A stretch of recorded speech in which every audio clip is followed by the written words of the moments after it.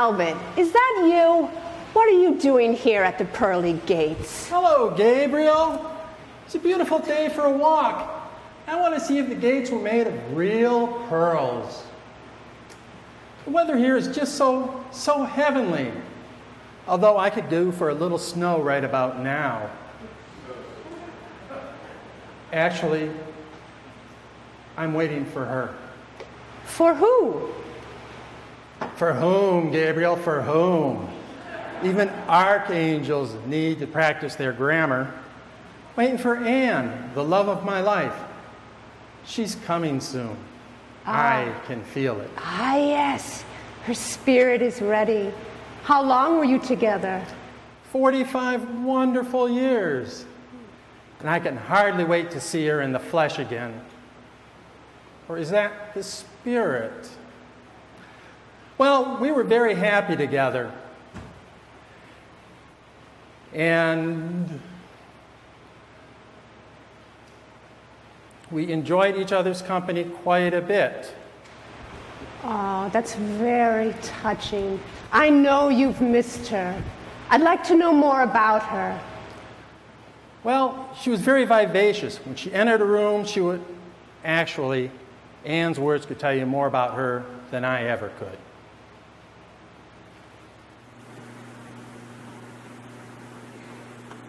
Dear Diary, hospice work is exhausting, but ultimately very rewarding.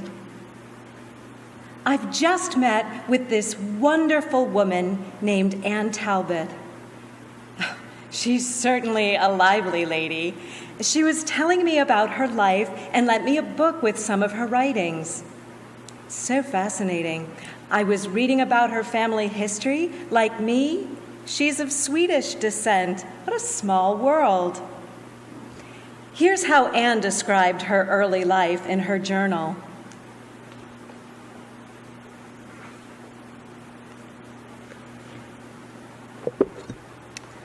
I have always been fascinated by the immigrant experience. Little by little, I realized that I was part of it, thanks to my mother, Elsa.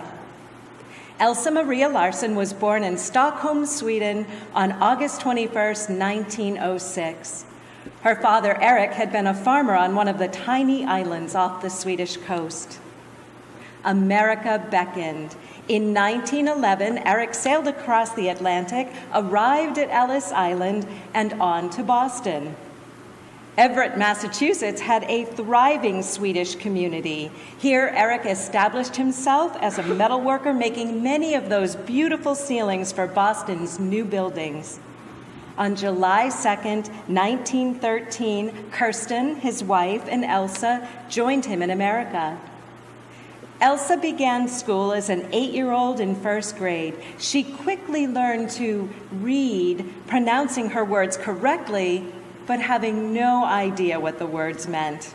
However, whenever she spoke in Swedish, she had to stand in the corner. Corporal punishment. Ah, the good old days. Elsa met and married Wally Robbins, a banker, and they established a home in a little house in Everett. Wally's mother had also come from Sweden, but his father was Old Yankee from Charlestown. I was born in 1935. Elsa and Wally moved to an upstairs apartment in Stoneham so that I could enter first grade at age 5, since I was already reading. One night, while bowling with his Lions League, Wally suffered a cerebral hemorrhage. For many months, he recovered at home and became well enough to walk to the corner to meet me coming home from second grade. Suddenly, he had a second attack and died at age 34. Elsa was faced with burying her young husband near her parents in Everett and moving her girls to another upstairs apartment. At age 36, Elsa became a single mom. I was an angry little child, and we had 3 housekeepers within a year. Meanwhile, mutual friends introduced Elsa to Lester Grocott of Melrose, father of 2 boys, who had lost his wife to cancer 2 years before. They immediately clicked. On Easter weekend, they got married in the minister's study with 4 children in attendance. We moved to Lester's house in Melrose, making my 4th school in 3 years. Elsa and Lester had a daughter together in September of 1945, Nancy, who became the darling and the pest of the family. On my first day of teaching in Newton, Lester had a massive heart attack, leaving Elsa again a widow with 2 daughters at home. When her health declined, she chose to discontinue her chemo. Elsa passed away at 72 years, my age at this writing, leaving 13 grandchildren. A life like that has to be a great influence. Even though I was part of it, I also watched it and learned from it. I learned to value my heritage. In the immigrant experience, I became the first of those brave Swedes to earn a college degree. In 2001, I traveled to Ellis Island in New York City to photograph my mother's name on the beautiful Wall of Honor. Elsa Robbins Larson Grocott. What a wonderful family history. She was clearly proud of her heritage and her family. Yes, Elsa loved Anne very much. Elsa comforted Anne in times of great sorrow and gave her soul peace. They were both mightier than they knew. I do, I sense her coming now, Elsa, to greet Anne. Her heart is in bloom. What a wonderful moment this will be.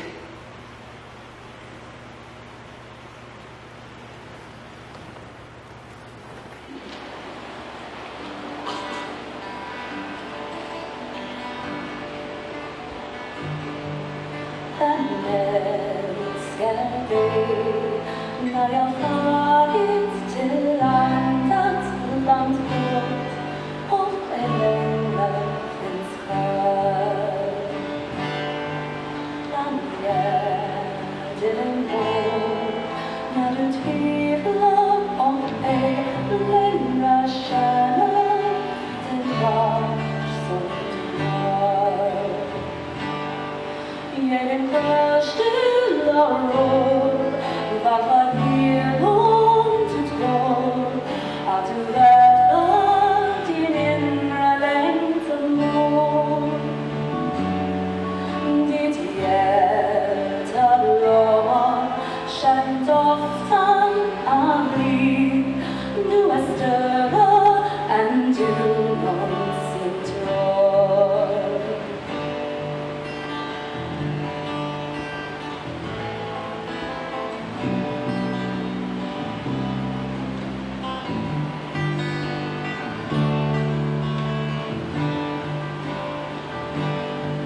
Ge din själ stilla ro. Vad var det långt utgår att du vet för din inre längtan går. Ditt hjärta blommar, känn doften av liv. Du är större än du någonsin tror. Den sista dag då ditt inre är fyllt av en sorg som du inte rår. Den lyssnar till dig då roset från livet är bra än du vill förstå. Ge din själ stilla ro. Vad var det långt utgår att du vet för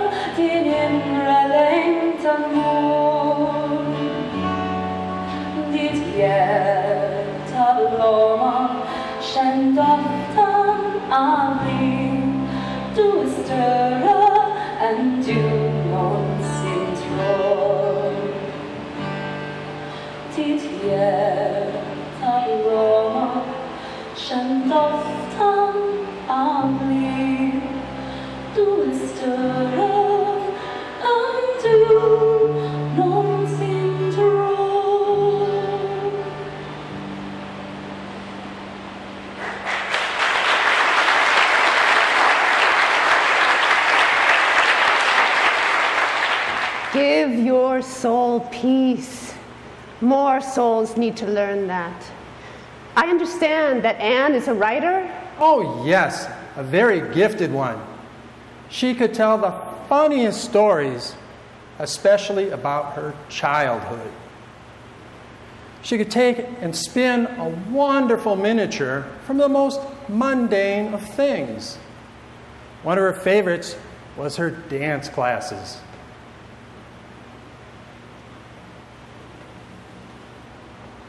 Dear Diary, Anne is sleeping peacefully, but she had a restless night. We talked about dancing. She told me this great story about dancing lessons and said I could read more about it in her journal.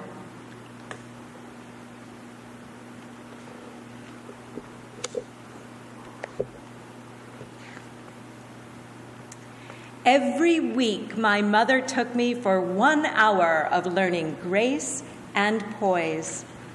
I was built squarely, so Miss Williams probably saw at a glance that ballet would not be in my future. But I was in love with tap dancing. My shoes clicked all week as I practiced on the kitchen linoleum. And on Saturday, when my class gathered together, I loved being part of the loud, rhythmic routines. That was my Anne. A year of lessons culminated in a recital on the stage of a local movie theater. The chosen theme was The Wizard of Oz, following the popularity of the movie. The older children received the wonderful solo parts of Dorothy and her friends on the yellow brick road, but all the little 4-year-olds were to be the Munchkins. Oh, Duncan Munchkins? Yum. I don't remember the dance itself, but the costume was most memorable.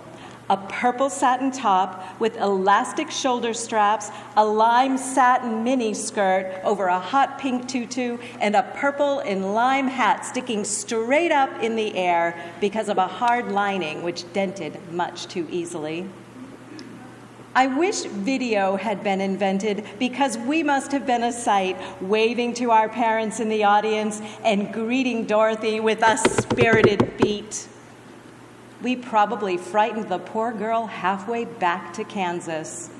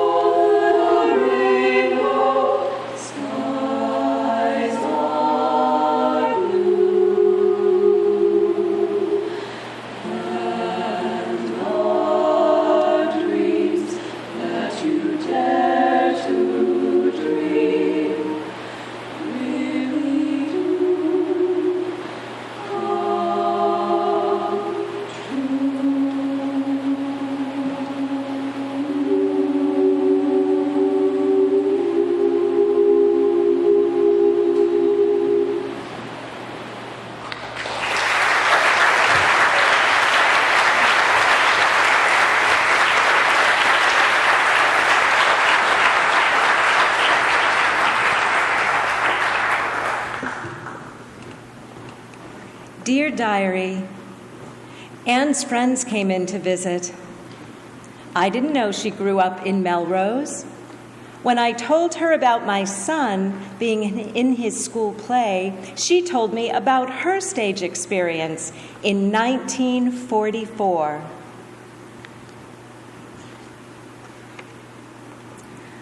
My fourth grade teacher in Melrose had written a health play, and our class was to perform it for parents.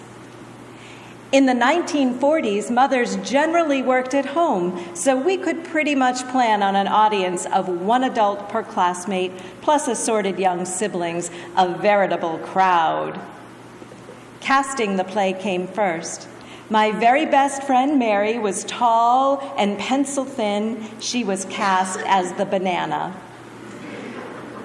I do not need to describe myself other than to say that I received the role of the apple. Miss Chapman must have stayed up all night creating the perfect part for each child in her class. Second came costumes. In those days, we were in love with crepe paper. You could paste it, rip it, cut it, stretch it, ripple it, twist it, anything your brain could imagine. Each child in the class was to wear a long sleeveless tunic of white crepe paper. We had to call them tunics so the boys wouldn't think they were wearing dresses. A group of mothers made them for us. When the tunics were done, each of the cast members made a huge fruit or vegetable to paste onto the front. I think we also had a soap and a toothbrush in the cast. The final part of the production was learning and rehearsing of lines. Some of us were born to the stage, memorizing quickly and emoting on cue. Others found this process to be excruciatingly painful. Content to hide most of the year behind a book, the shyer classmates actually had to walk across the front of the room with every eye upon them. It reduced several of them to tears until the lines were second nature. The great day came. Our mothers arrived to see our show, and we ushered them to our own desks to be comfortable. Little sisters and brothers sat on laps, in aisles, or on desktops. Some of our mothers came in hats, mine included. I could not decide whether to be embarrassed or admiring, so I just ignored the fact. I was ready for the lights and action. All of the fruits and vegetables took their assigned places in a neat straight row across the front of the classroom. The apple did a good deal of the narration, and I was up for the task. After all, I had already played a munchkin in The Wizard of Oz, one of 5 beans in Jack and the Beanstalk, the musical, and the Statue of Liberty in a patriotic tableau. We got going at a great pace, patiently explaining to our own mothers how to eat properly and clean their teeth. Somehow, I do not think we had the correct audience because they tended to laugh in all the wrong places. We should have performed for the second graders, but we forged ahead. And we were on our way to a stellar performance until the orange looked down at the floor. Seeing liquid spreading her way, she moved forward. The carrot saw the same thing and moved backward. Soon, all of the healthy fruits and vegetables were breaking formation, squirming left and right for a dry spot on our makeshift stage. Our nervous prune had wet his pants.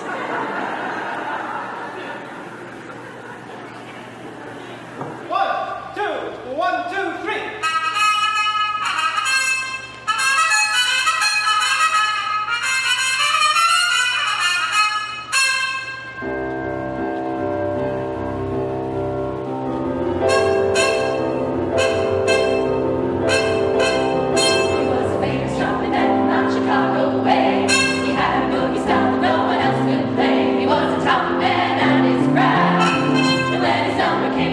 He was gone for the draft. He's in the army now.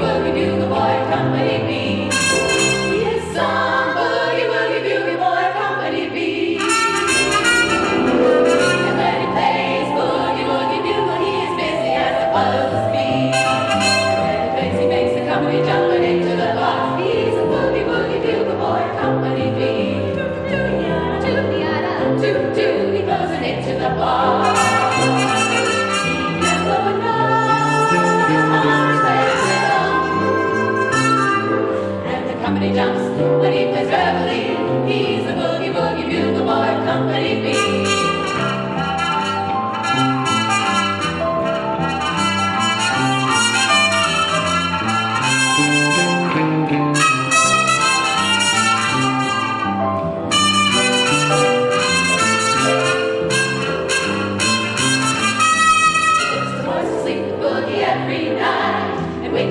Same way in the early rise, they snap their hands and stamp their feet, because they know every place where someone gives them a beat, he really breaks it up. So he plays reveille, he's the boogie woogie bugle boy, company B. I choose the attitude, he knows it ain't to the bar. In boogie rhythm, he can't let go unless the basic guitar is playing with him. And the company jumps when he plays reveille. He's the boogie woogie bugle boy, company B.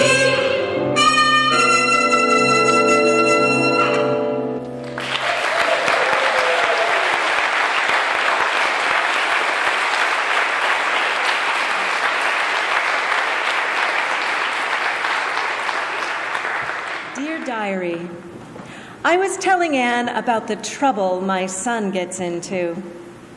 She just laughed. How different her childhood was from kids today.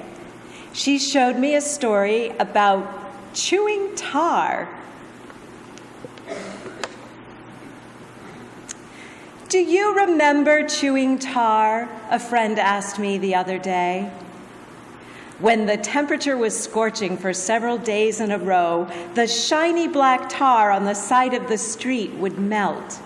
Sitting on the curbstone, we could pinch some of it in our fingers and chew it like gum. She lived in Winchester and I lived in Melrose, and it seems we were doing the same terrible thing, chewing tar. We would also put some of the tar over our front teeth and pretend we were toothless.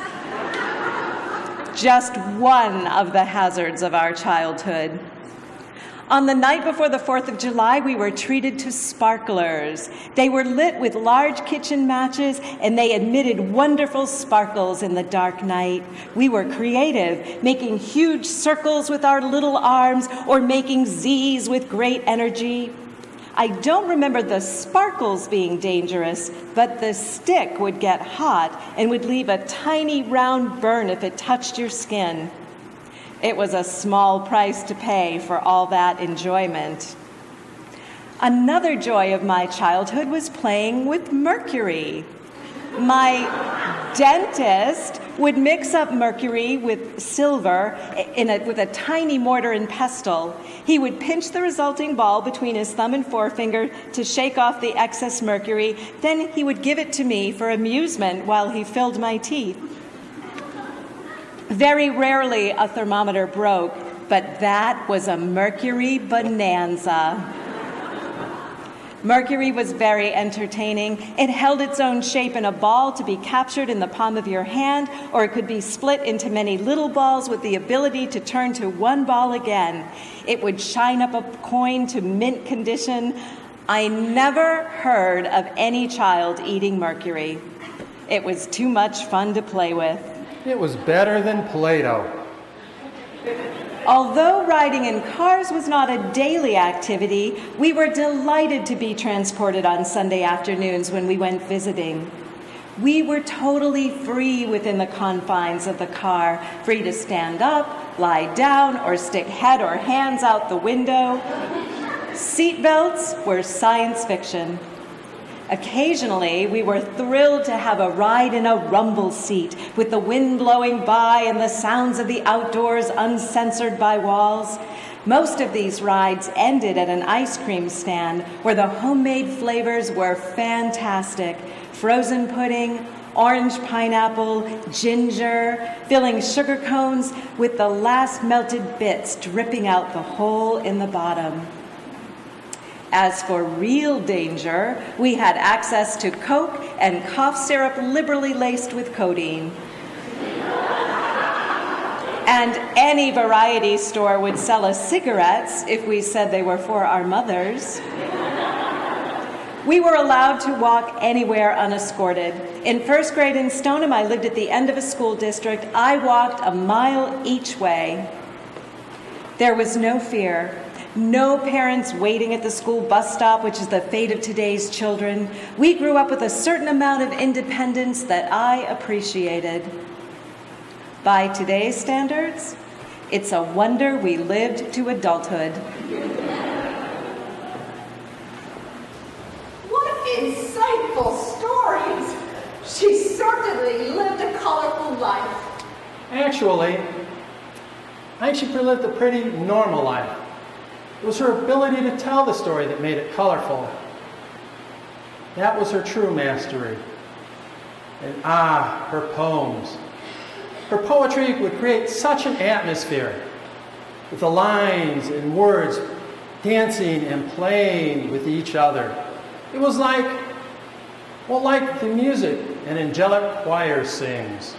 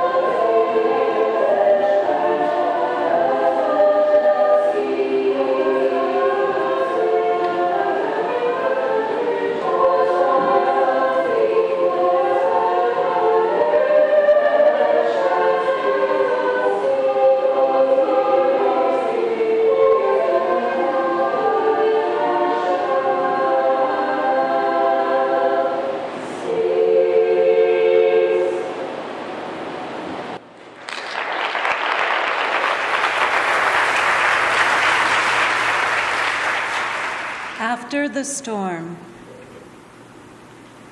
a thin coating of snow lies on the patio, icing on a concrete cake.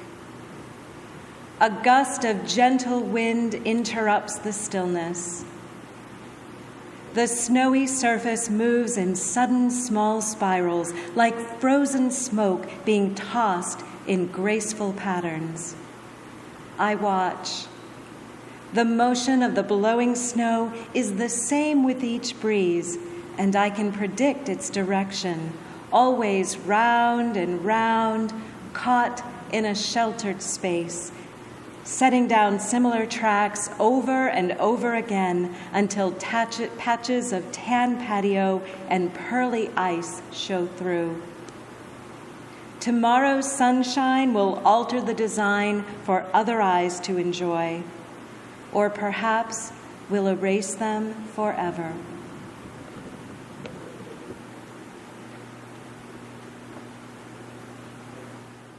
Anne loved Christmas. I proposed to her on Christmas Eve. I remember like it was yesterday. Her eyes twinkling like stars on the snow. Countless beautiful stars were not nearly as bright as her eyes.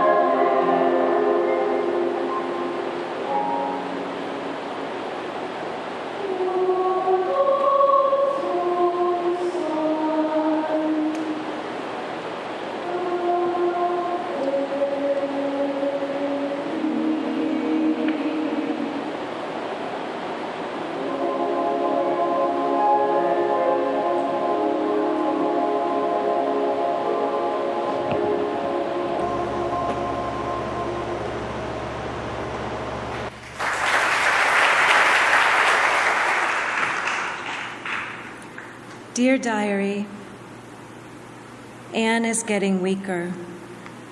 She doesn't have much time left.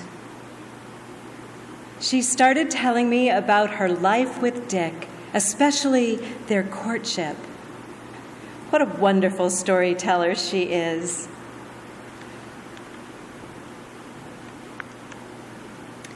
I had met him at Trailblazers Day Camp. I was to be a college senior. He was a veteran returning from 2 years in Germany during the Korean conflict. He drove the bus transporting the kids to Salem, New Hampshire every day. I led the singing of the great old camp songs like "I've Been Working on the Railroad" as we rode along. Otherwise, we hardly knew one another, our age difference being 7 years. The following summer, I had graduated. He was teaching 5th grade in Wellesley. I watched him closely as he had a wonderful rapport with all of the campers. As I was about to teach for the first time in Newton, I pestered him about the beginnings of a school year. He would just laugh and say that I would do fine. And she did. One day, he invited me to join him for dinner at China Moon on the way to a counselor's meeting in Reading. I had never tasted Chinese food before. 2 men were eating with chopsticks in my line of vision. They took most of my attention. We dated a few times, summer ended, and we went back to school.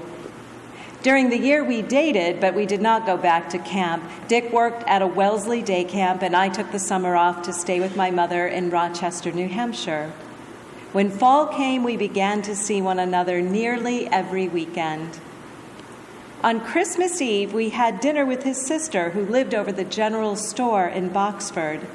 We went down into the empty store to do an errand, a common occurrence, and there, between the Black & Decker tools and the Clark's assorted threads, Dick asked me to be his wife. I was totally surprised, in fact, flabbergasted. It took me about 3 seconds to make up my mind. The longest 3 seconds of my life. And he put a diamond ring on my finger. We were a great team for 45 years.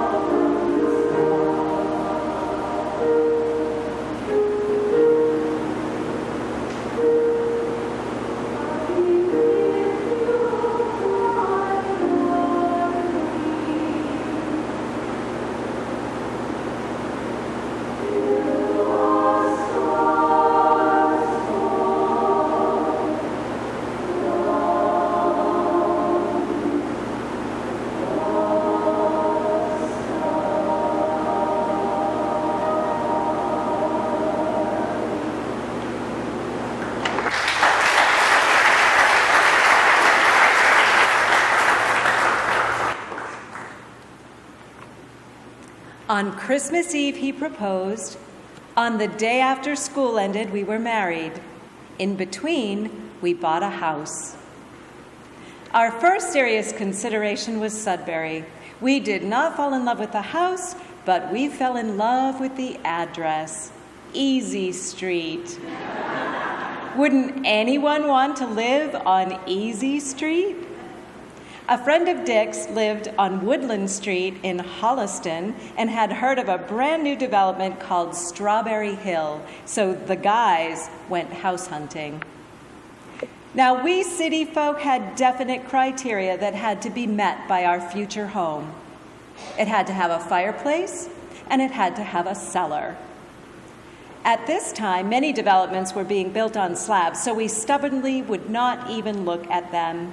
When discussions turned to septic tanks and escrow, we were totally out of our element.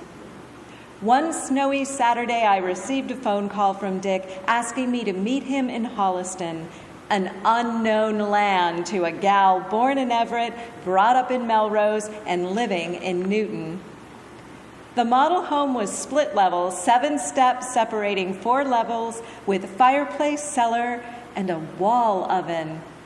I was in awe. I had never seen a wall oven before. Needless to say, I had never cooked a whole meal. For $16,500 with a 3 3/4% mortgage, a monthly payment of less than $100, we could buy a split level with 2/3 of an acre of wooded land. With my mother lending us $4,000 for a down payment, it was within our budget. We had a house. Did we investigate the schools, the water system, the convenience of shopping, or the transportation system? Absolutely not. We had just bought the shell of a house with a pile of sand where the kitchen would be and no front steps. We were ecstatic. Passing papers gave us a fit of the giggles because we would actually own our own house free and clear in 1988, 6 months before Dick's retirement date. And we discovered we had also purchased 7 hardy shrubs. Dick moved in on Memorial Day, and on the longest day of the year, we were married in Melrose. After a trip to Niagara Falls, we decided to come home to our house on a Wednesday. Our 2 sons were born here, graduated from Holliston High, and feel they had the best childhood ever. Holliston has been good to us since 1958, and we have tried to give back.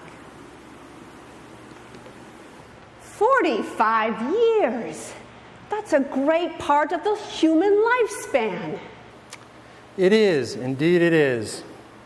But that was our dream, to live in that house, in that community, until, as the song says, the stars fell from the skies.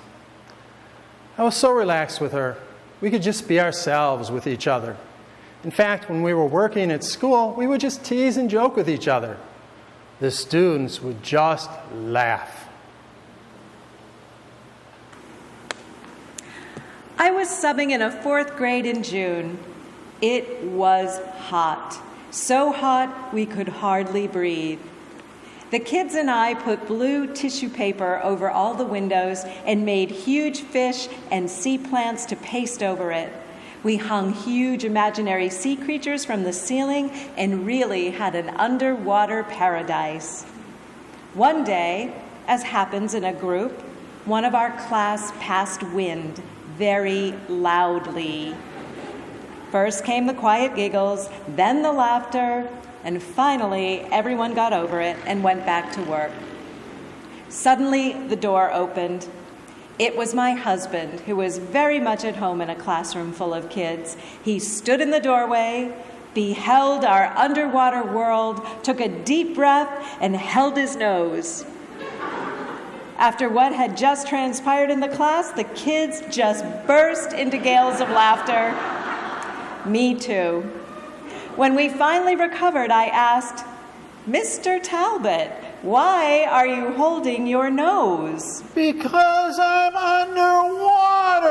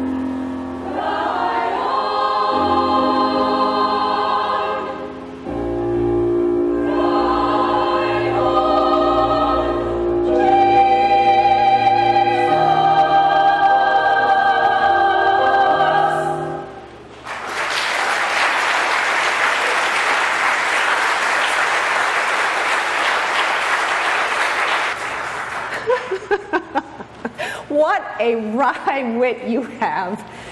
Dick, is that what yours and Anne's life was really like? Your love for each other just seems so natural. Well, there is this notion that love is romantic dinners and candlelight. But you know, Gabriel, love is gladly doing what you have to do with the other person.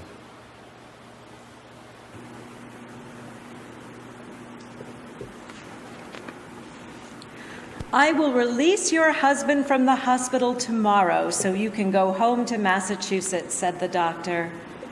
But we were not able to stabilize his heart in the time you gave us. This statement did not fill me with confidence, but we were anxious to get home to our own house, our own doctors, and our own Boston accents. So our annual vacation to Florida to visit our sons, Dick had lost all energy. A rag doll had more pep. After a few days of putting up a brave front, Dick checked into a small walk-in clinic. As I scanned a magazine in the waiting room, an ambulance sped by the door, lights flashing. By the time I was summoned, Dick was strapped to a tall stretcher, ready for a quick ride to Brandon Hospital, with me following in our newly rented car. Doctors tested and probed until they decided upon congestive heart failure. Admittance was followed by a week of oxygen, EKGs, pills, monitors, while I kept him company by day and camped in an RV park several miles away at night. When shocking his heart with electric paddles made no change in his fibrillation, Dick finally obtained his release. Now the problem faced us: how to get Dick home. He was no healthier, but was armed with a fistful of prescriptions for the trip to the East Coast. Shall we put him on a plane? Shall we both fly home? What about our motor home? The answer was clear to me, but others were skeptical. I would drive him home. Now, the doctors and what they said didn't scare me. That terrified me. Had I driven the motorhome before? Yes, but nothing fancy. Our Florida trips were planned so that in an 8-hour day, I drove an hour in the morning and 2 in the afternoon so Dick could nap after lunch. Would I find an 8-hour day too tiring? Could I maneuver in and out of gas stations and campsites? Could I manage the hookups? I figured I would learn by doing, so we set out on I-95 with me behind the wheel. After we got home, Dick's doctors determined that his lungs looked worse than his heart, admitted him to the pulmonary unit, and are still helping to manage on 20% lung capacity. As for me, I did what had to be done. I guess that's the solution to most problems.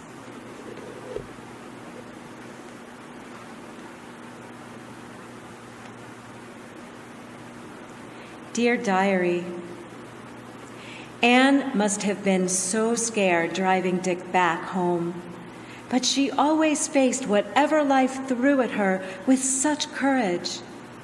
She told me that after he passed away, she would listen to Jody Messina's Bring On the Rain to remember Dick for strength and comfort. I'm not going to let it get me down. I'm not going to cry.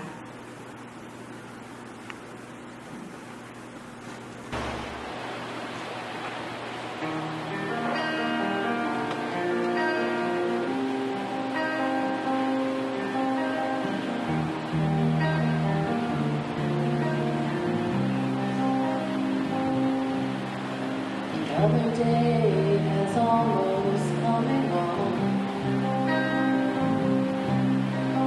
Can't imagine what else could go wrong. Sometimes I'd like to hide away somewhere and lock the door. A simple battle lost, but not the war. 'Cause tomorrow's another day, and I'm thirsty anyway, so bring on the rain.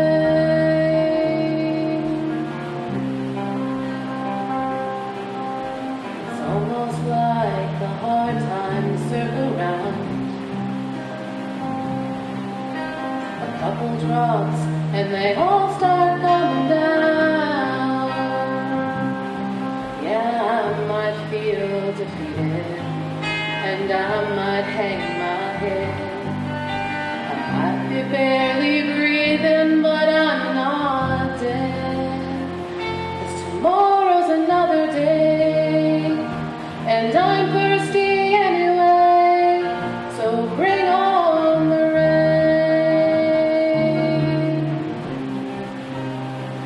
No, I'm not gonna let it get me down. I'm not gonna cry, and I'm not gonna lose any sleep tonight.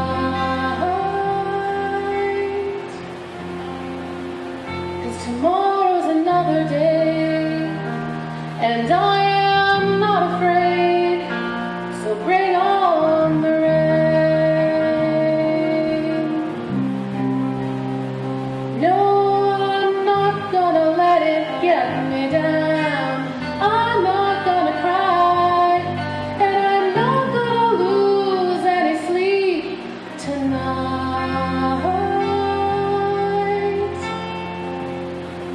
'Cause tomorrow's another day, and I am not afraid, so bring on the rain.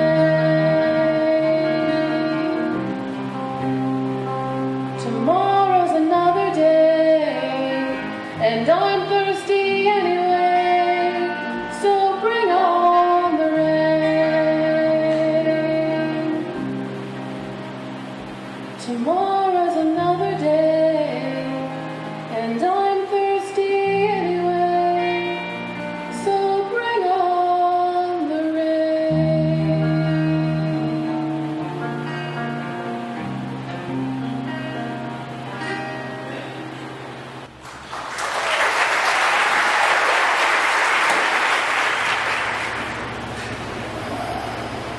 What a beautiful song. Jody was one of her students. Anne was proud of Jody. Actually, Anne was proud of all of her students. But in the end, my body was giving out. I loved her so much, but I just couldn't hang on. Having to say goodbye to all my friends, my family, and especially to Anne, was the hardest thing I ever had to do. But in the end, I could only pray for peace from the pain. And the deep peace of Christ welcomed you. And now it is her turn.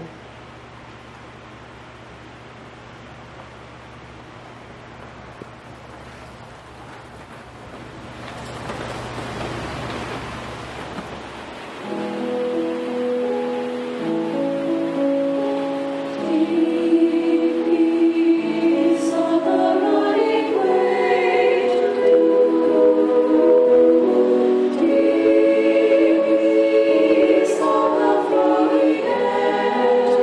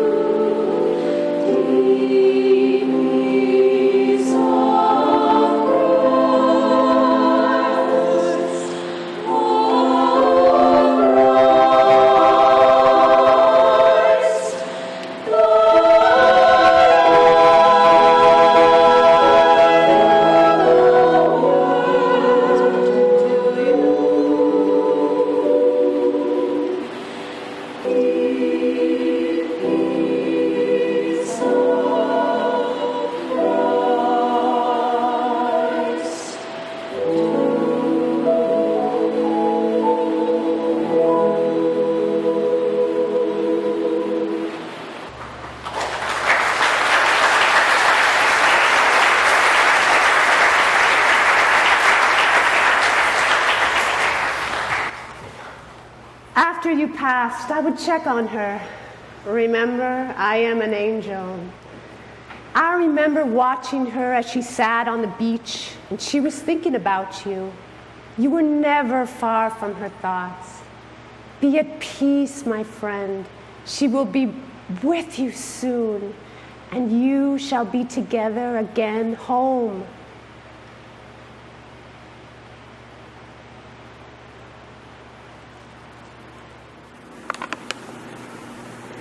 Symbols. A black and gray day, so common in a New England winter. An Ethan Frome day, with so little color that our photos will look like black and whites.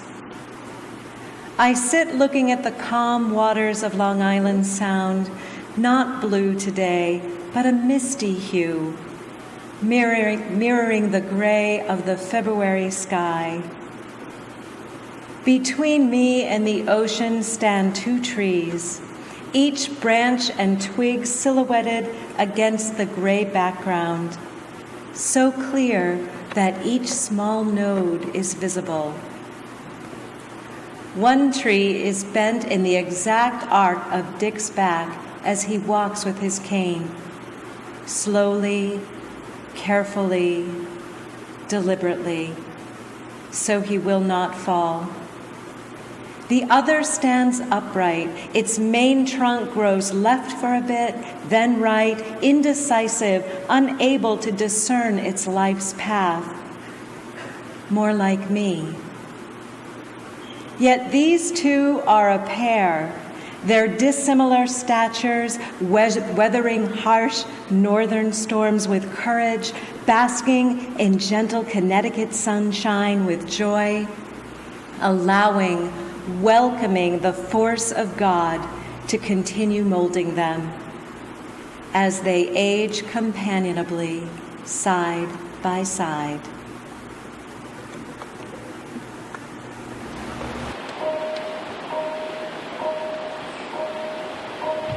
In the quiet, misty morn, when the moon has gone to bed, when the sparrows stop their singing, and the sky is clear.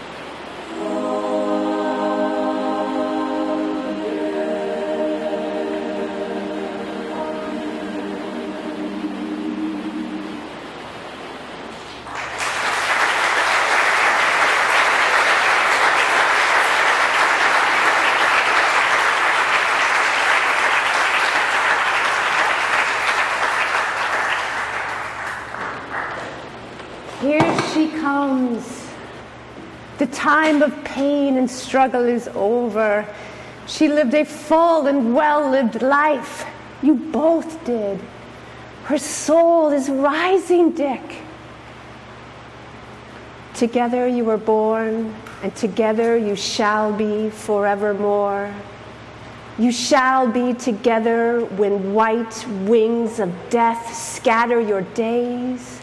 Aye, you shall be together even in the silent memory of God.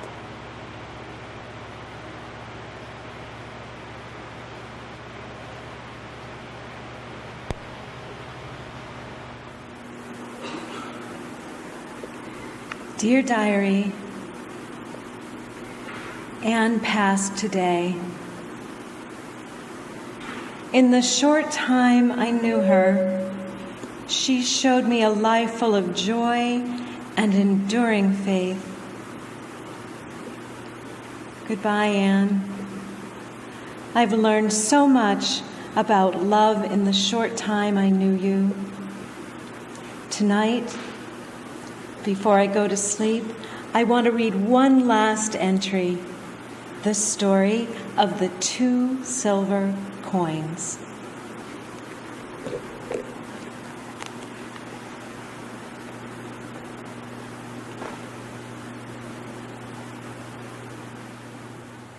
Two silver coins. One spring day, 2 children were walking down a country lane. Each had been given a silver dollar by their grandmother, and they were trying to decide what to do with them. The choices ranged from something to eat to something to amuse themselves with. They had never had so much to spend, and it was kind of fun to figure out what a dollar would buy. As they walked and talked, they noticed a pile of clothes on the side of the road. Inspecting the garments, they found a well-patched shirt, a jacket with no buttons, and a pair of boots so worn out that there were holes right through the soles. Looking down in a gully, they could see a man splashing in the stream, cooling off and cleaning up at the same time. "Let's hide his clothes," suggested one child. "No, let's put a silver dollar in each boot and see what happens," said the other. So each child left a silver dollar in a boot and went to hide behind some thick bushes, waiting to see what would happen. Soon the man climbed up the banking, wearing his wet jeans and slicking down his hair. He put on his shirt, letting it absorb the water that dripped down his back. He sat down in the shade and pulled on his right boot. Seeming to have picked up a stone in the sole, he took it off and shook it. Out dropped the silver dollar. The man sat turning the coin over and over in his hand. Then he put the boots back on, and the other boots too. With a surprised look on his face, he felt the other silver dollar. He looked right and left down the road to see if he could explain the coins. He even looked up in the overhanging branches, but no one seemed to be around. Suddenly, the man fell down on his knees and folded his hands in prayer. The children heard him thanking God for his good fortune. Now he could buy food for his family so they would not go hungry again that night. And the man asked God's blessings upon the unknown person who had left him the silver dollars. The story stops here, but it does not end here. Take a moment to think what your ending to the story might be.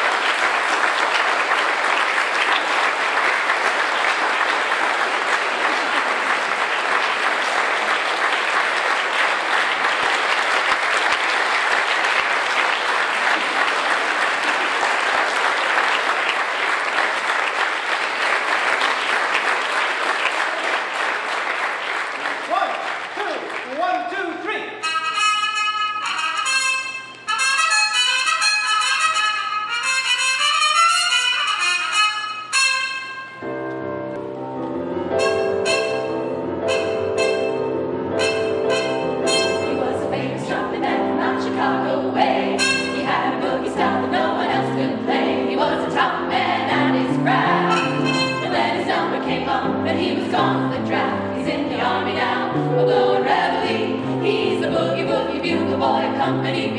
They made the boat bugle for his Uncle Sam. He really got him down because he couldn't jam. The captain seemed to understand, because the next day the captain went out and dropped in a band. Now the company jumps when he plays reveille. He's the boogie woogie bugle boy of Company B. He blows an eight to the bar. In boogie rhythm, he can't blow a note unless the basic guitar is playing with him. And the company jumps when he plays reveille. He's the boogie woogie bugle boy of Company B. He is some boogie woogie bugle boy of Company B. And when he plays boogie woogie bugle, he is busy as a buzzbee. And when he plays, he makes the company jump and into the bar. He's a boogie woogie bugle boy of Company B. I toot, I toot, I toot the attitude. He blows an eight to the bar. In boogie rhythm, he can't blow a note unless the basic guitar